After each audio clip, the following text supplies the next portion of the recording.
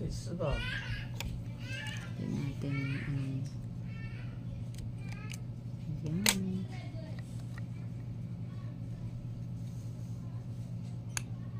Yan yung laman.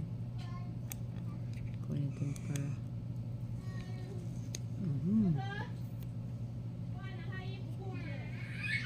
Okay.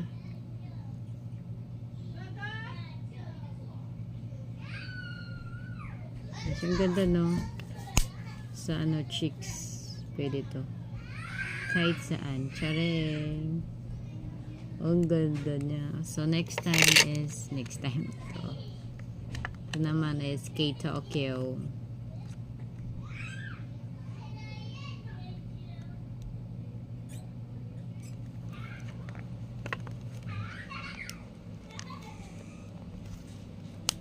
Ayun.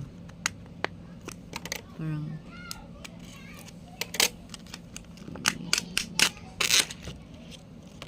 ang cute niya, guys. So, K-Tokyo. Ito ay Kate. Maybelline ng K-Tokyo. Diba? K-Tokyo.